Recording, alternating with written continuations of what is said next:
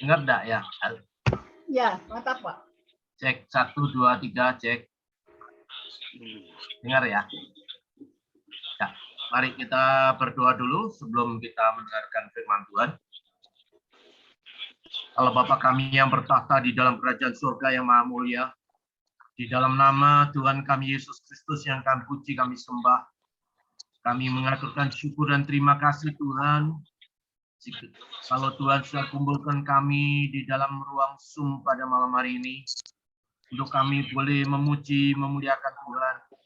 Dan tiba saatnya kami sebentar lagi akan mendengarkan kebenaran firman Tuhan.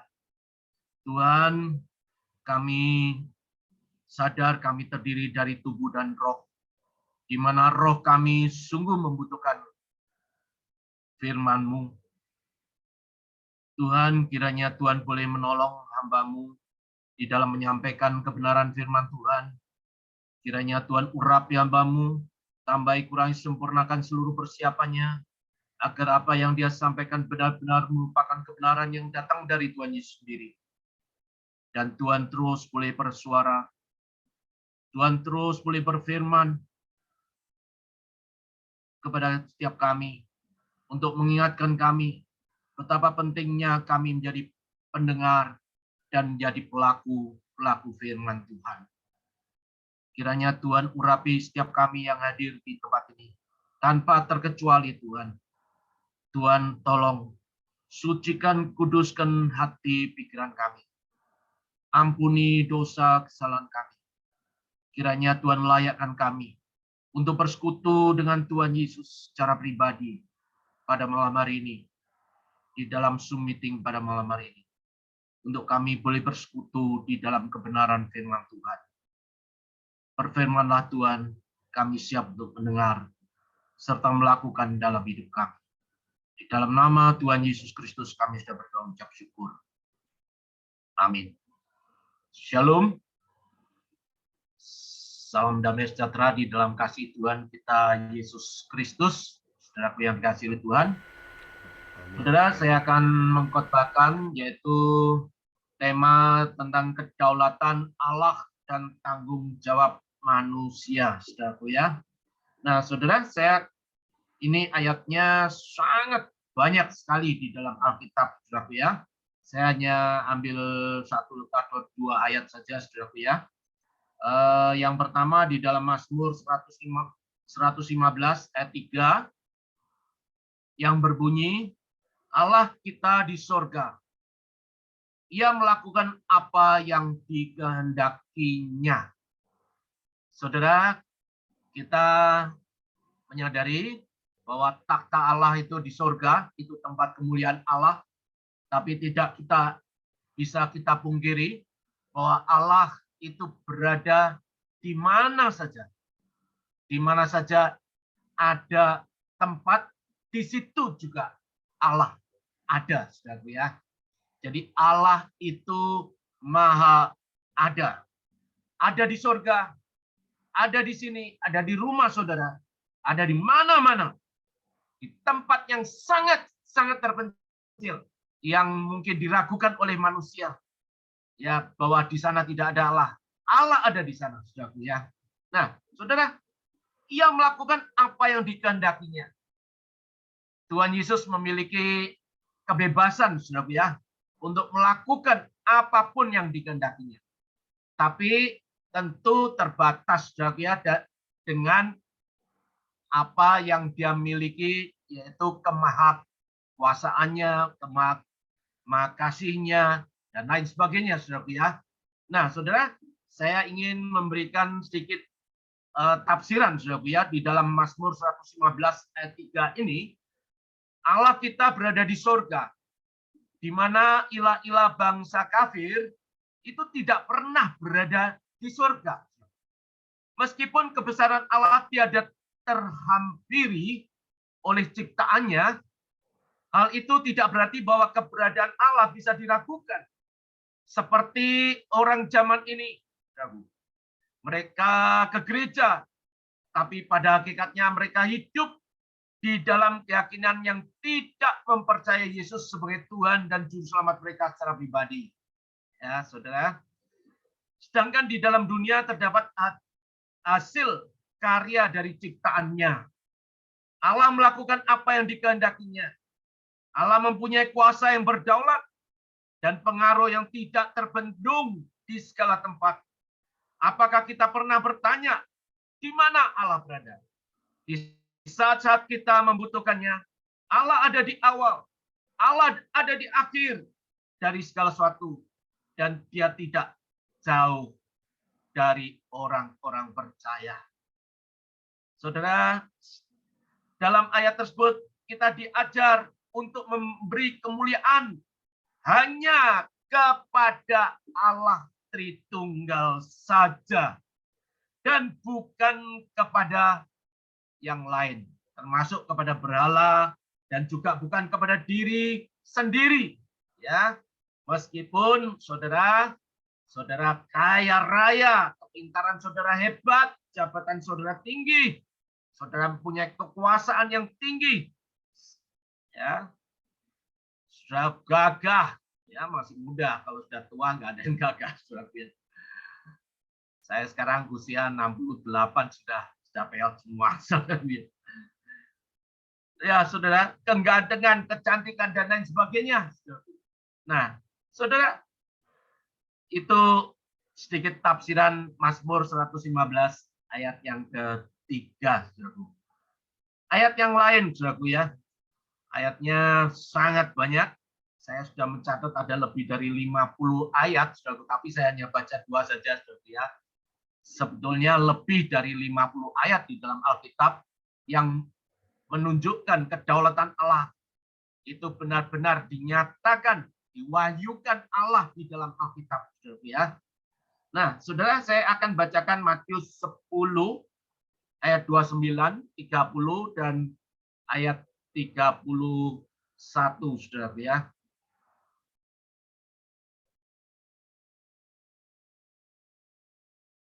Matius 10 ayat 29, 30 dan 31. Bukankah burung pipit dijual 2 ekor seduit? Namun seekor pun daripadanya tidak akan jatuh ke bumi di luar kehendak Bapamu. Dan kamu, rambut kepalamu pun terhitung semuanya. Sebab itu janganlah kamu takut, karena kamu lebih berharga daripada banyak burung pipit. Nah, saudaraku, sedikit saya akan memberikan komentar tentang Matius pasal 10 ayat 29. Di situ dikatakan, bukankah burung pipit dijual 2 ekor seduit? 2 ekor seduit. Jadi kalau 1 ekor berapa, saudara? Setengah duit. Namun seekor pun daripadanya tidak akan jatuh ke bumi di luar kehendak Bapamu. Saudara, kalau saudara hitung-hitungan, ya 2 ekor seduit, itu 1 ekor berapa sebenarnya harganya? Seduit dalam bahasa Yunaninya atau asarion, itu mata uang Romawi, saudaraku, itu adalah 1/16 dinar, ya. Nah, 1 dinar sesuai dengan yang ada di dalam Alkitab kita, itu 1 dinar itu nilainya, ya, sesuai Matius 20 ayat 2, itu nilainya adalah upah sedinar sehari, upah tukang kebun, saudara ya. Nah, itu saya perkirakan Rp100.000, saudara ya. Jadi 1/16 kali 100.000 itu sama dengan 6.250, saudara ya. Itu harga 2 ekor ya, burung pipit. Jadi 1 ekor harganya berapa? 1 ekor itu 3.125. Tetapi mengapa harga yang begitu murah saja Tuhan memperhatikan? Tuhan katakan apa? Namun seekor pun daripadanya tidak akan jatuh ke bumi di luar kehendak Bapamu. Nah, saudara, jelas sekali kalau saudara bandingkan di dalam Lukas 12 ayat 6, bukankah burung pipit dijual 5 ekor 2 duit? Nah, ini kok tidak sinkron ini ya. Yang di dalam Matius 2 ekor seduit, di dalam Lukas 12 ayat 6, kenapa dikatakan 5 ekor 2 duit? Jadi 2,5 ekor itu harganya 1 duit. Enggak, bukan begitu, saudara ya. Artinya, saudaraku, sama ya, sama sinkron dengan Matius. 2 ekor seduit, saudara ya. 2 ekor seduit. Nah, yang 1 ekor itu hanya gratis. Kalau dalam bahasa Jawanya itu embo-emboannya saja, saudara ya. Nah, yang embo-emboannya saja, yang tidak dinilai sedikit pun harganya oleh si penjual itu, saudaraku, oleh si pemilik dari burung itu, saudaraku, itu dihargai oleh Tuhan. Ya. Sungguh pun demikian tidak seekor pun daripadanya yang dilupakan oleh Allah. Saudaraku. Nah, saudara, jelas sekali bahwa di dalam begitu banyak ayat, saudaraku, yang mengatakan bahwa kedaulatan Allah itu sungguh nyata, benar-benar nyata di dalam kehidupan kita sehari-hari. Nah, saudara, saya hanya baca ayat itu saja, 2 ayat saja. Sekarang masuk di dalam pendahuluan, saudara ya. Nah, saudara, kedaulatan Allah merupakan salah satu pokok yang paling penting, saudara ya, untuk mengenal Allah yang benar. Kesalahan dalam memahami kedaulatan Allah akan menyebabkan kita jatuh ke dalam ateisme praktis. Apa ateisme praktis? Juga menyebabkan kita jatuh ke dalam fatalisme dan merendahkan kedaulatan Allah. Nah, apa artinya dari ateisme praktis, fatalisme, merendahkan kedaulatan Allah? Nah, singkatnya, saudaraku, secara singkat saja, saudaraku, ateisme praktis itu adalah orang-orang yang mengakui bahwa mereka beragama, ya, mereka punya agama, mereka beragama Kristen misalnya, ya, bahkan hamba Tuhan, pendeta, penginjil, ya, saudaraku, penatua, saudaraku, pengerja gereja, ya, saudara.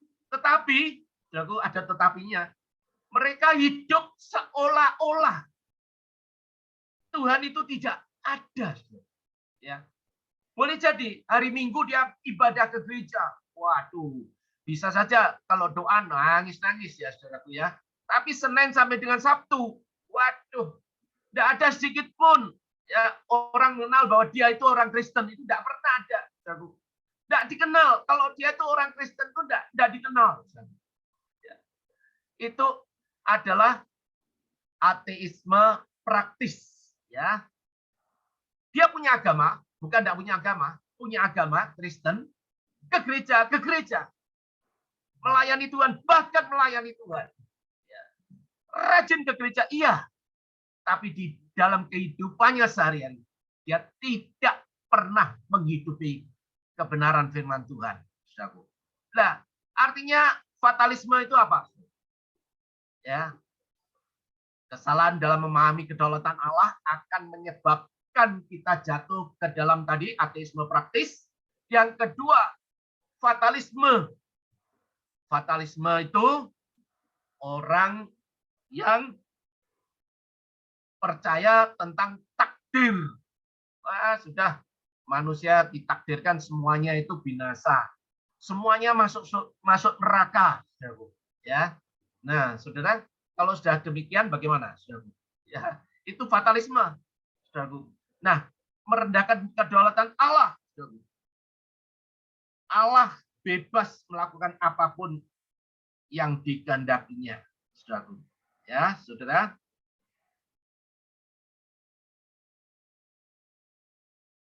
Saudara, saya lanjutkan. Sebaliknya, pemahaman dan keyakinan akan kedaulatan Allah akan memberikan penghiburan, saudaraku.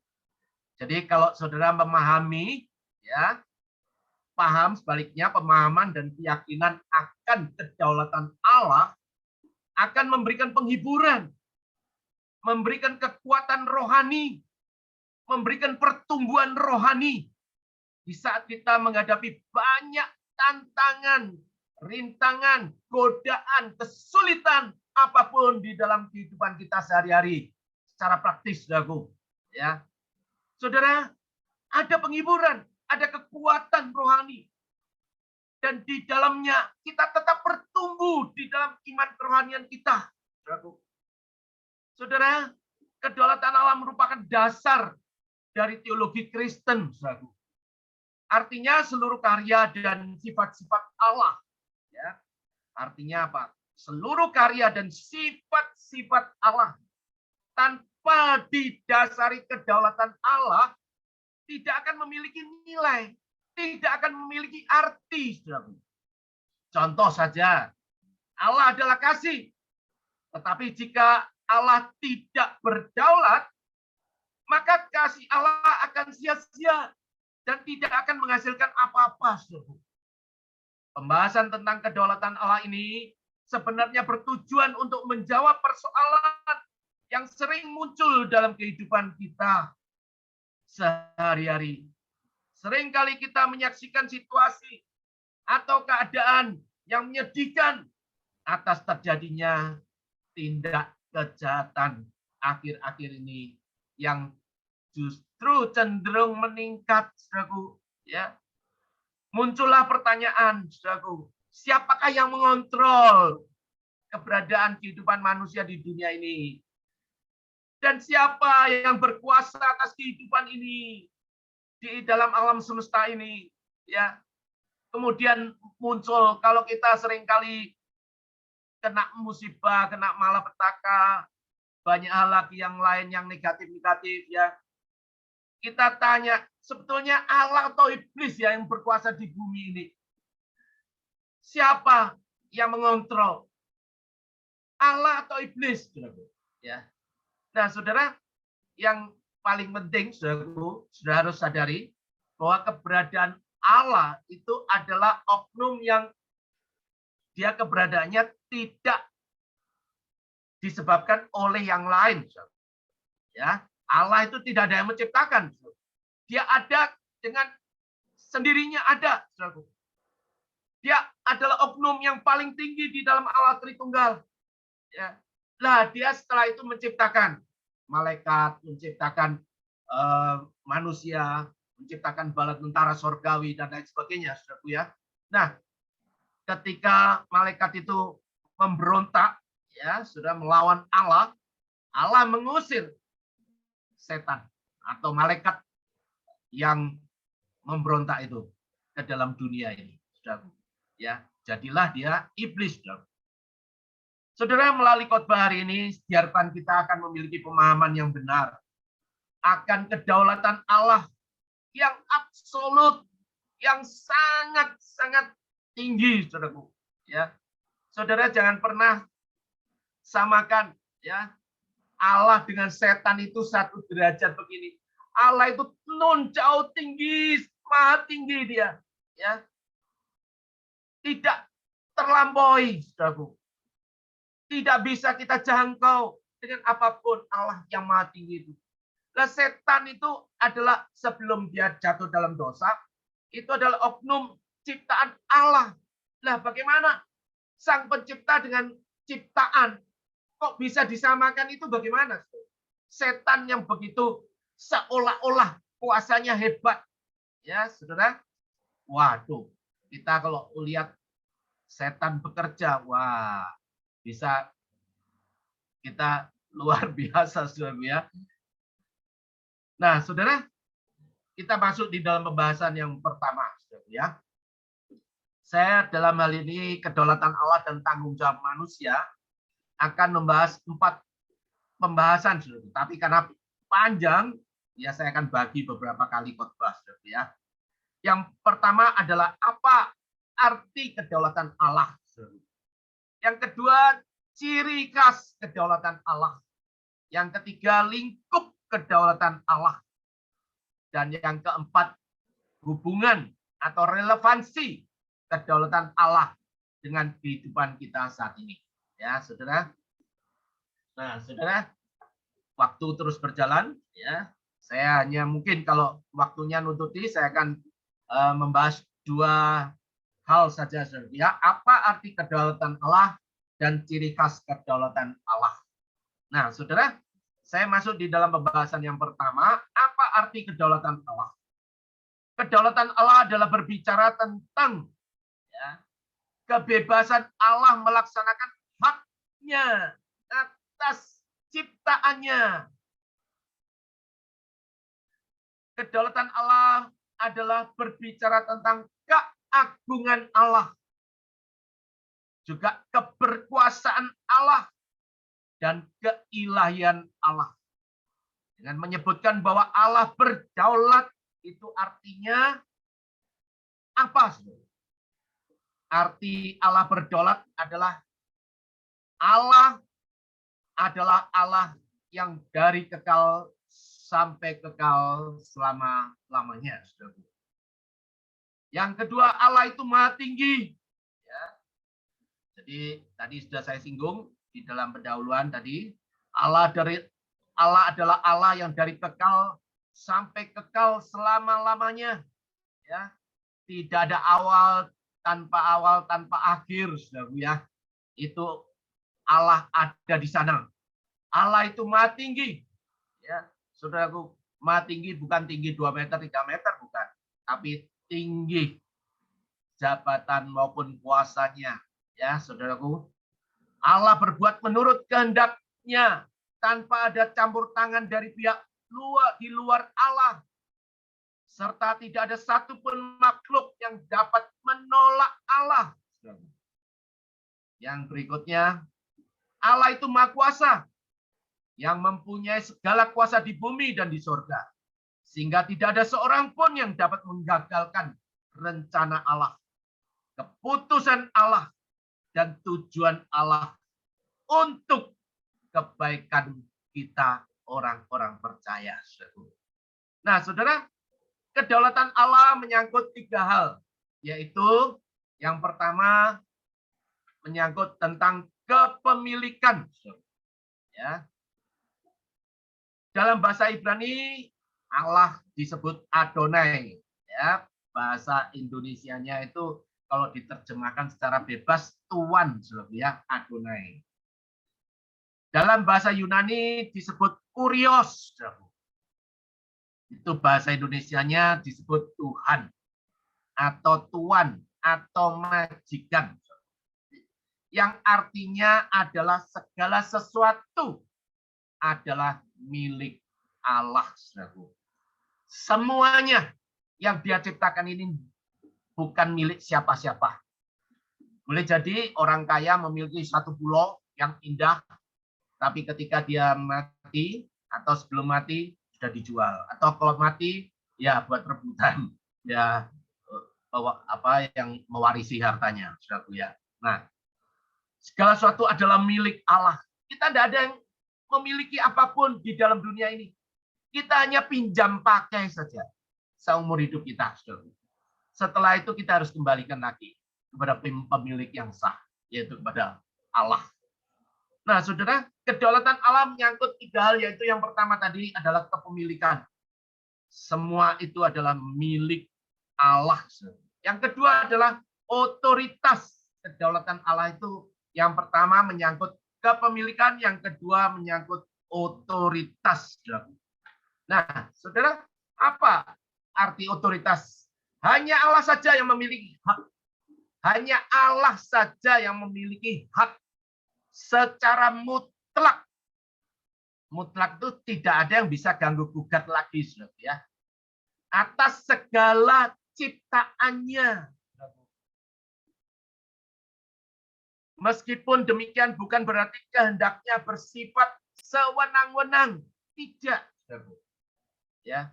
Karena selalu didasarkan pada karakter Allah itu sendiri. Karakter Allah itu benar. Karakter Allah itu kudus. Karakter Allah itu penuh kasih. Ya. Itu melandasi dari semua apa yang terjadi di dalam otoritas kuasanya. Beda kalau manusia atau setan. Ya, manusia kalau sudah dikasih kuasa, waduh, ya mungkin saja mungkin ya korupsi yang pertama memperkaya diri dulu, saudaraku ya. Mungkin ya kalau dia takut sama Tuhan tidak korupsi, tapi wah tidak tahu ya minta dihormati atau gimana ya, saudaraku ya. Nah itu saudaraku ya. Nah saudara, hal yang ketiga dari kedaulatan Allah adalah kontrol. Saudaraku. Kontrol. Allah adalah Tuhan atas segala sesuatu. Dia yang berhak penuh mengontrol segala sesuatu. Dengan mengakui kedaulatan Allah berarti bahwa semua ciptaan adalah milik Allah dan seharusnya tunduk kepada Allah. Saudara, berikutnya saya akan masuk ke Romawi yang kedua, saudara ya.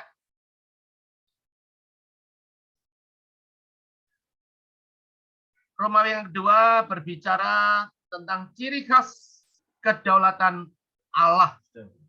Ya. Nah, ada 5 poin, pendek-pendek saja saudaraku ya, sehingga waktunya tidak terlalu lama.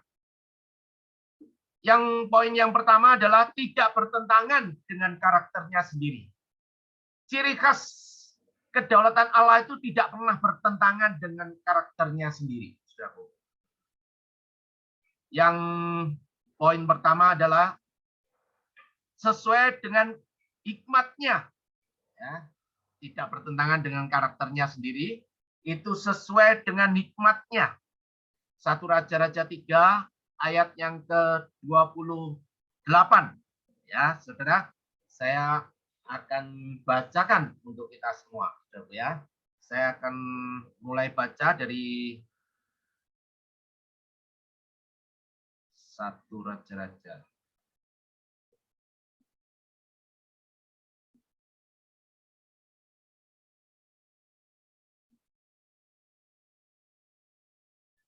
Saya akan bacakan mulai ayat 16, ya. 1 Raja-Raja 3 ayat 16.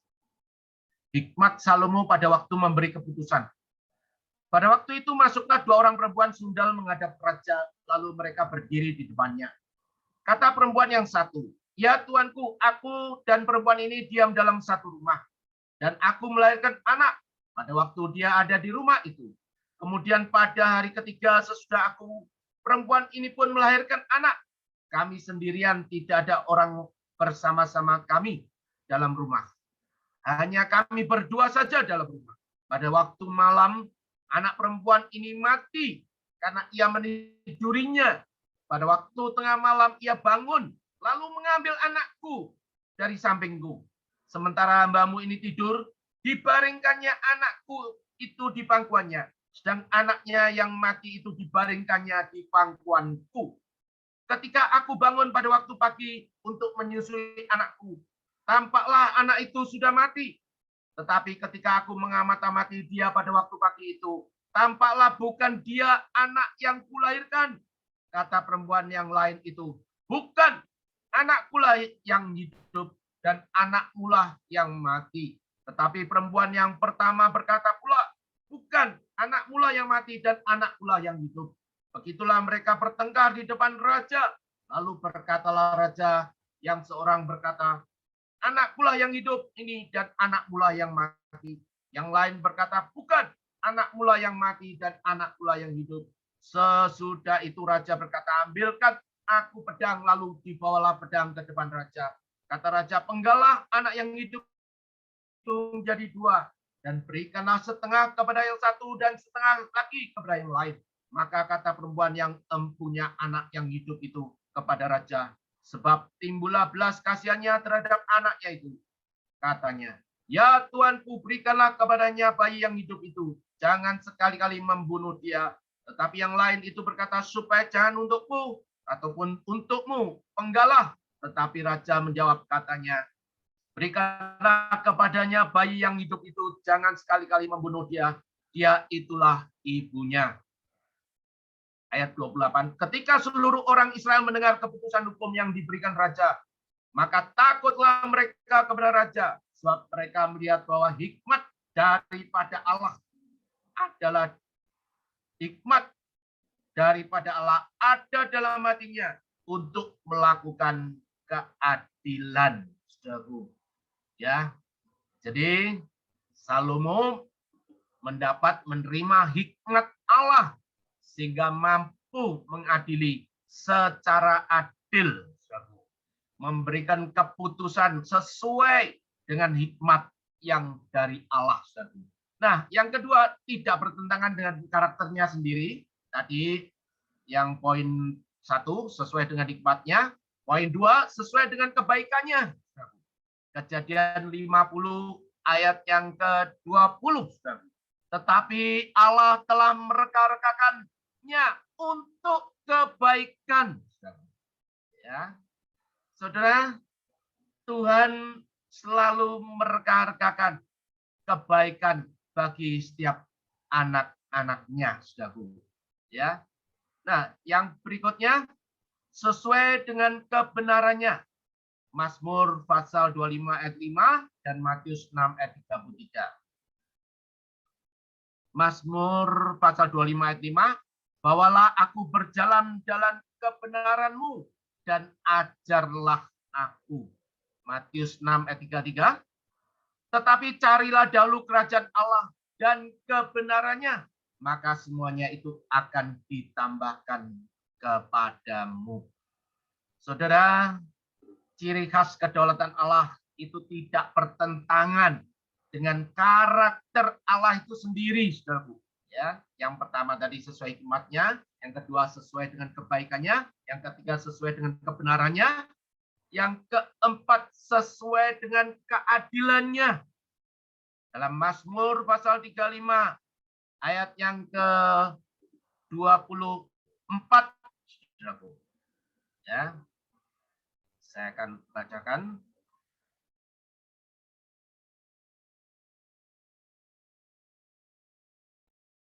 Mazmur 35 ayat yang ke-24. Hakimilah aku sesuai dengan keadilan-Mu, ya Tuhan Allahku, supaya mereka jangan bersukacita atasku. Ya, saudara.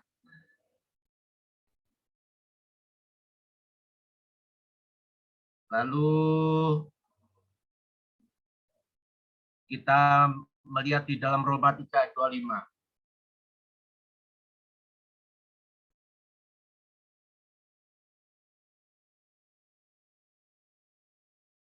Kristus Yesus telah ditentukan Allah menjadi jalan pendamaian karena iman.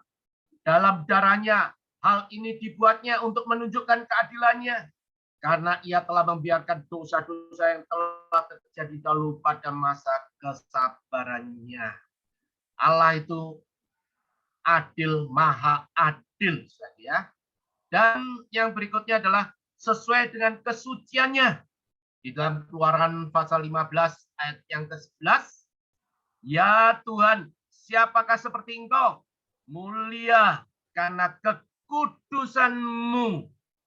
Nah, saudara, poin yang kedua, saudara, dari ciri khas kedaulatan Allah adalah bersifat universal atau bersifat umum, ya, mendunia, menyangkut segala sesuatu. Saudara.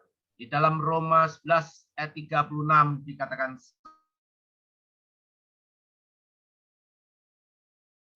oleh Dia dan kepada Dia, bagi Dialah kemuliaan sampai selama-lamanya.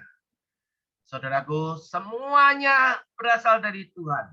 Ya, semuanya dari Tuhan. Oleh Tuhan, kepada Tuhan, dan bagi Tuhanlah kemuliaan sampai selama-lamanya.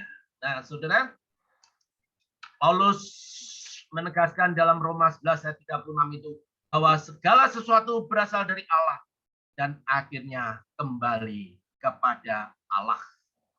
Nah, saudara, yang berikutnya adalah bersifat kekal. Di dalam Ayub 23 ayat 13 dikatakan seperti ini. Tetapi ia tidak pernah berubah. Ya. Tidak pernah berubah. Allah itu tidak pernah berubah. Dari dulu, sekarang, untuk selama-lamanya. Saudaraku, sesuai Ibrani 13 ayat 8. Ya. Ibrani 13 ayat 8. Yesus Kristus tetap sampai selama-lamanya. Bahasanya, aku Tuhan tidak berubah. Saudaraku, yang sering berubah itu siapa, saudaraku? Kita manusia, saudaraku. Janji A, nanti tahunnya prakteknya B. Ngomong B, janji B, prakteknya C. Ya, saudaraku. Ya, manusia itu gampang sekali, saudaraku, berubah. Ya, saudaraku. Karena memang masing-masing, saudaraku, ya. Nah, yang berikutnya, ciri khas kedaulatan Allah itu bersifat mutlak, bersifat absolut. Kedaulatan, ciri khas kedaulatan Allah itu bersifat mutlak, bersifat absolut. Nah, lawan katanya mutlak, absolut itu apa, saudara? Relatif atau tidak mutlak, saudara, ya.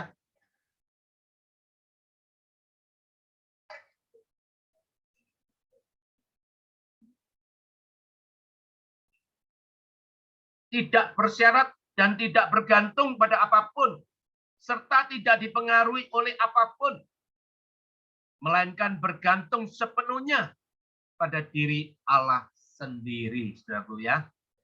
Jadi Allah itu sifatnya mutlak, absolut, sangat berbeda jauh dengan ciptaannya, saudaraku, ya. Bumi langit, saudaraku. Kita manusia seringkali berubah-ubah, saudaraku, ya.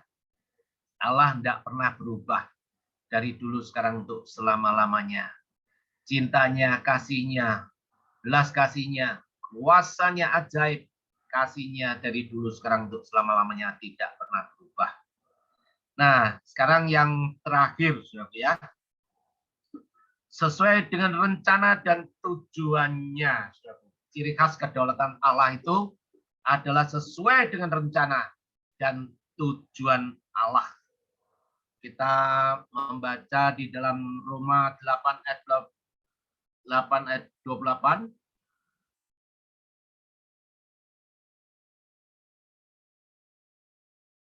Kita tahu sekarang bahwa Allah turut bekerja dalam segala sesuatu untuk mendatangkan kebaikan bagi mereka yang mengasihi Dia, yaitu bagi mereka yang terpanggil sesuai dengan rencana Allah. Saudara, rencananya ya dan amin, ya. Tujuannya sungguh indah dan ajaib. Semua untuk kebaikan kita, saudaraku, ya. Jadi kalau kita sudah mengaku Tuhan Yesus sebagai Tuhan dan Juru Selamat kita secara pribadi, saudaraku, saudara masih diliputi dengan kesedihan, kesusahan, dan terus-menerus diliputi dengan banyak hal, ya, yang saudara tidak sukai, ya, saudaraku, setiap hari, ya, saudara, kita patut bertanya, apakah aku sungguh-sungguh sudah menerima Kristus sebagai Tuhan dan Juru Selamat saya secara pribadi? Saudaraku, memang benar orang Kristen itu banyak penderitaannya, ya. Dalam konteks kalau kita betul-betul melakukan apa yang Tuhan kehendaki di dalam kehidupan kita, ya, mengabarkan Injil, ya, kita diancam, mau dipukul, mau dibunuh, ya, mau disesah, mau diapakan, ya, saudaraku. Nah, itu ada ancaman, itu sesuatu yang menakutkan. Tapi, saudaraku, kalau kita menyerahkan diri secara total kepada Tuhan, hidup kita benar-benar disertai, dilindungi, diberkati Tuhan. Niscaya, saudaraku, ya, hidup kita itu betul-betul menjadi berkat, saudaraku, ya, menjadikan berkat bagi orang lain, saudaraku. Kapan kita menjadi berkat bagi orang lain? Saudaraku? Kita bukan terus minta berkat terus pada orang lain. Tapi kita sekarang harus jadi berkat bagi orang lain. Saudaraku. Ya, itu saja singkatnya, secara singkat saudaraku. Itu dulu, nanti kapan saya akan lanjutkan lagi. Tuhan memberkati saudara. Mari kita berdoa. Bapak Surgawi, terima kasih untuk kemurahan-Mu. Kami sudah membaca, merenungkan kebenaran firman Tuhan. Kami sudah mendengarkan kebenaran firman Tuhan tentang kedaulatan Allah dan tanggung jawab manusia. Tuhan, kiranya Tuhan boleh menolong kami.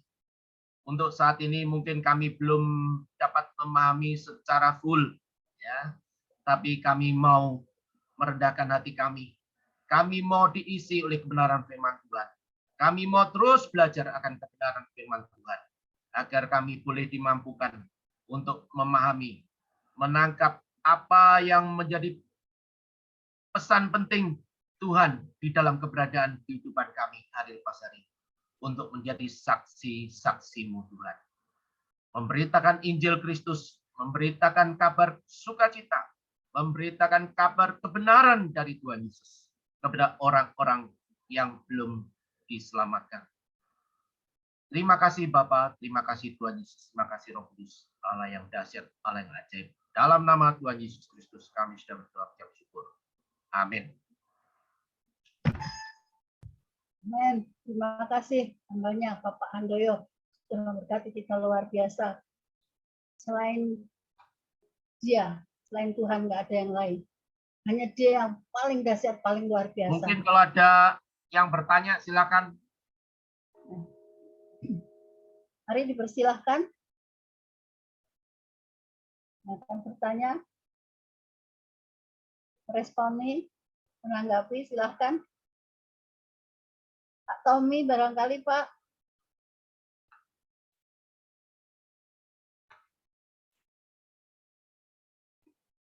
Kedaulatan Allah yang luar biasa. Enggak ada, Bu. Terima kasih, Bu. Bu Nita.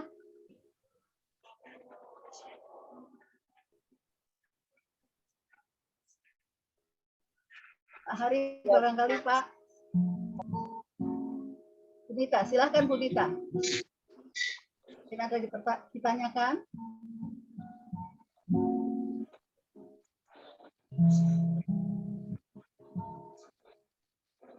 Mari jangan malu-malu supaya kita lebih lagi mendalam kenal Allah kita yang luar biasa. Oh, Bu Nita dalam perjalanan baik. Ibu Vineyard dari Vineyard Ministry.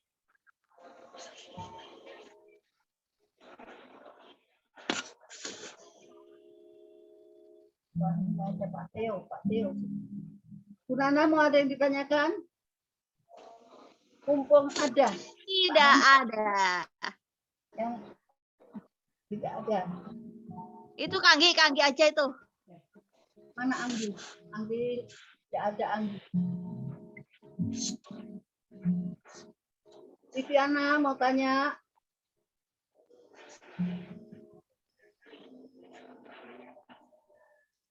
Rupanya sudah jelas semua ini Pak Handoyo.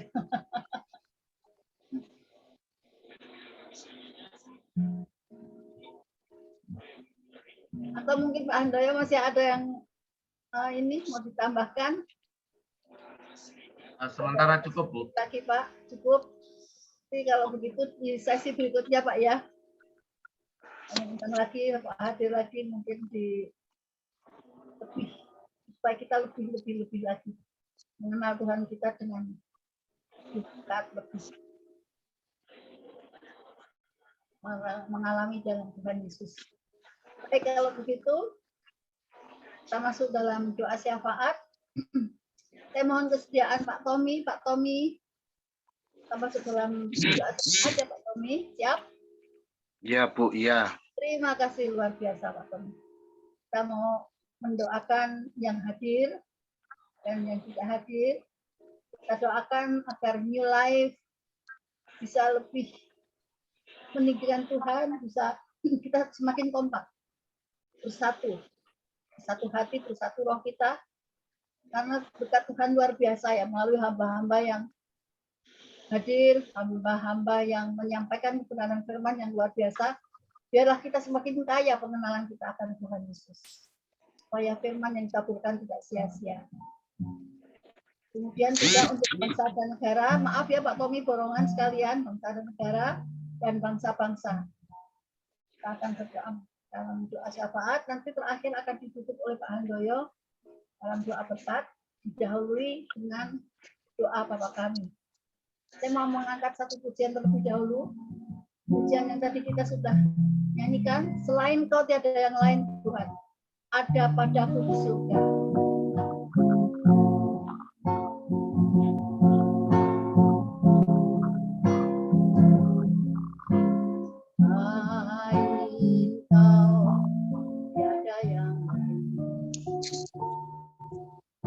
Ada padaku surga, selain Kau tiada yang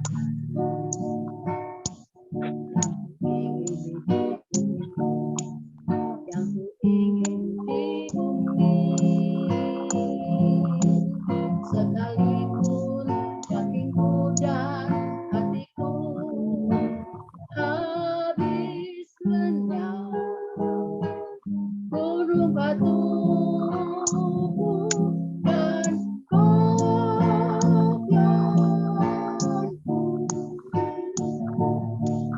tetaplah Allah selama-lamanya. Sekalipun dagingku dan hatiku habis lenyap, gunung batuku dan kopianku, tetaplah Allah selama hidupku. Tetaplah Allah selama-lamanya. Tetaplah Allah selama-lamanya. Silakan Pak Tommy.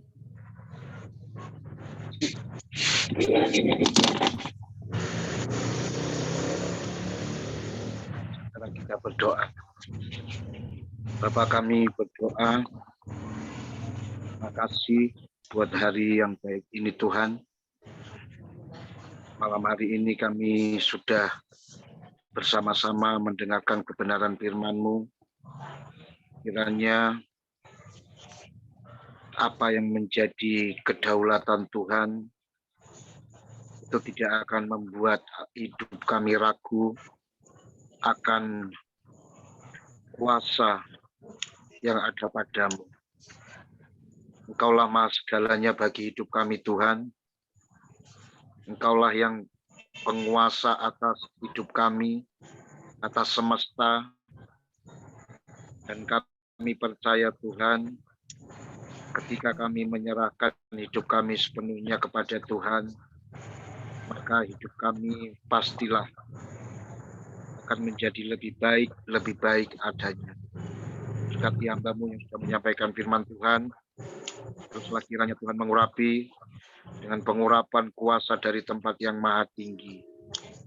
Kami juga berdoa ya Tuhan, agar kiranya setiap taburan benih firman itu tidak berlalu begitu saja, tapi biarlah itu dapat diterjemahkan oleh setiap pendengar yang hadir, yang ada di Zoom ini. Sehingga hidup kami tidak sama, tapi ada perubahan. Karena hidup kami setiap hari diperbaharui, dan diperbaharui oleh firman Tuhan. Tanamkan setiap firman-Mu, setiap hamba-hamba Tuhan yang menyampaikan firman Tuhan, untuk kami dapat menangkap apa yang menjadi maksud, rencana, dan ajaran-ajaran Tuhan yang diberikan kepada kami. Sehingga sempurnalah pelayanan kami di hadapan-Mu dan hidup kami menjadi berkenan ketika kami harus melakukan apapun yang harus kami kerjakan. Berkati semua anggota Zoom yang ada di tempat ini. Tentu kami memiliki pergumulan yang berbeda-beda. Kami punya masalah yang berbeda-beda. Kami punya beban hidup yang berbeda-beda. Kami juga punya harapan-harapan yang berbeda. Tapi kiranya Tuhan, Engkau melihat, Engkau menilik tiap hati kami satu persatu, siapapun kami yang ada di Zoom ini, Tuhan. Kami yakin, kami percaya, mata Tuhan melihat sampai ke lubuk hati kami yang paling dalam, tentang apa yang menjadi kerinduan kami masing-masing. Oleh karena itu, kuatkan kami dalam menjalani hidup ini. Jangan biarkan kami goyah, apalagi kami harus jauh meninggalkan Tuhan. Tapi biarlah kami tetap menaruh harapan kami hanya kepada Tuhan. Sebab kami tahu, Tuhan, di dalam Engkau tidak ada masalah yang tidak bisa terselesaikan. Semua masalah pasti ada jalan keluarnya. Ingatkan kami akan hal itu ya Tuhan. Ingatkan kami bahwa Engkau berkuasa melakukan segala perkara dalam kehidupan setiap umat-umat Tuhan yang sungguh berharap kepadanya. Berikan kepada kami juga kekuatan iman untuk kami dapat terus meyakini bahwa Tuhan adalah penguasa atas hidup kami.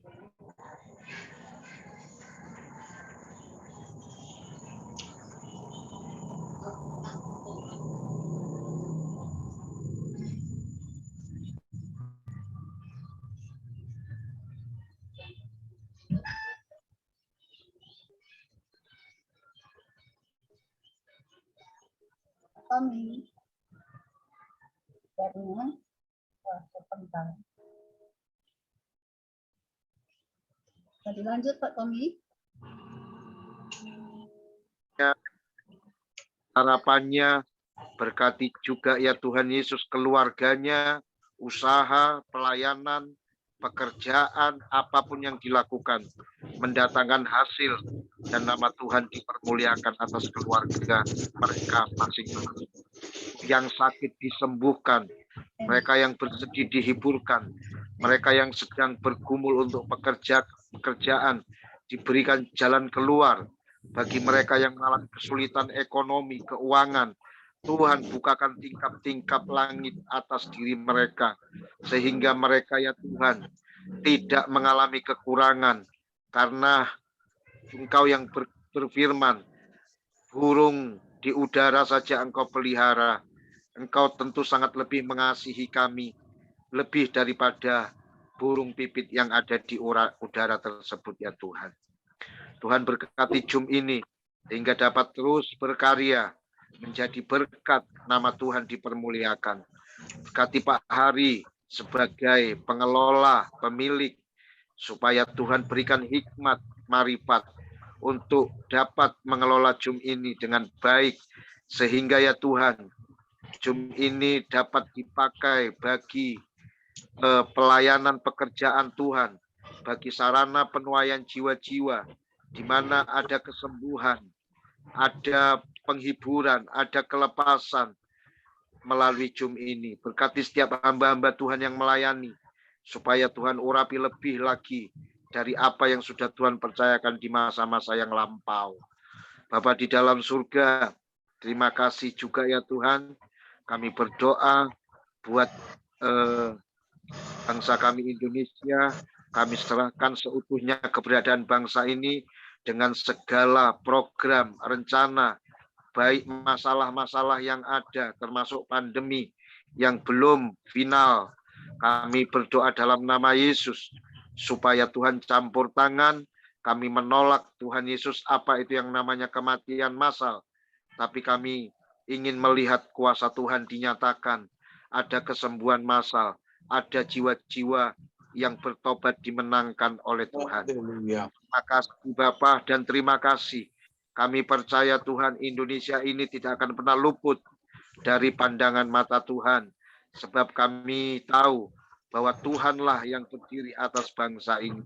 Oleh karenanya ya Tuhan, curahkanlah anugerah anugerah-Mu, cinta-Mu, kasih-Mu, dan selamatkanlah bangsa kami ya Tuhan dari segala mara dan bahaya, dari segala orang-orang jahat yang ditunggangi oleh iblis untuk merongrong keberadaan bangsa kami Indonesia. Berkati gereja-gereja Tuhan yang ada di seluruh pelosok negeri ini. Berkati hamba-hamba Tuhan yang melayani, baik mereka yang di dusun, desa, kota, kecil, kota, besar, semua ada dalam naungan Tuhan. Demikian pula dengan seluruh anak-anak Tuhan yang ada. Biarkanlah Tuhan Yesus berikan iman yang setia untuk mereka dapat terus mengabdikan diri kepada Tuhan tanpa harus goyah ketika harus diperhadapkan dengan hal-hal yang mungkin menakutkan terjadi dalam kehidupan mereka.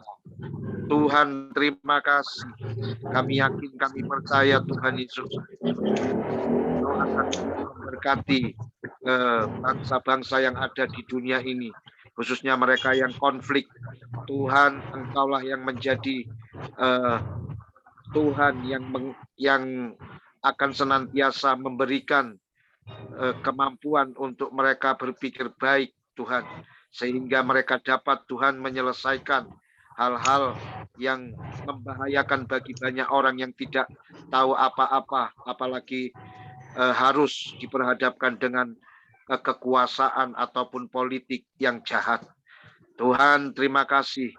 Seluruh keberadaan hidup kami serahkan sepenuhnya kepada Tuhan. Tuhanlah pemilik hidup kami. Engkau yang tahu batas hidup kami. Oleh karena itu Tuhan atur sehingga segala sesuatunya dapat Tuhan Yesus kami manfaatkan hidup kami untuk memuliakan nama Tuhan. Terpujilah Engkau Bapa yang sudah menopang, memelihara, memberkati kami sampai di detik ini. Dalam nama Yesus kami sudah berdoa, bersyukur. Terima kasih buat pertolongan-Mu bagi kami. Haleluya Tuhan. Amin. Amin. Mari saudara angkat tangan saudara, arahkan hati pikiran kita hanya kepada Tuhan Yesus. Dan sekarang terimalah berkat Allah Tritunggal. Kiranya berkat damai sejahtera dari Allah Bapa yang Maha Kuasa, cinta kasih dan kemurahan dari Tuhan kita Yesus Kristus, serta kuat kuasa penyertaan nikmat serta pertolongan dari Allah Roh Kudus tetap senantiasa tercurah bahkan melimpah-limpah di dalam keberadaan kehidupan saudara, mulai dari sekarang sampai Maranatha, Tuhan Yesus datang kali yang kedua menjemput kita semuanya. Amin. Terima kasih Yesus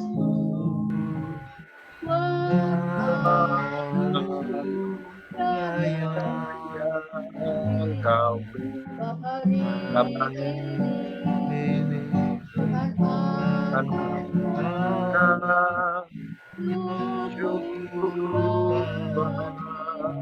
sekali lagi. Terima kasih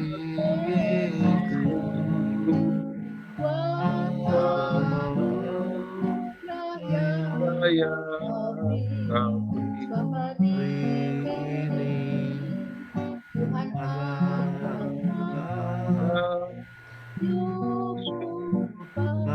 bagi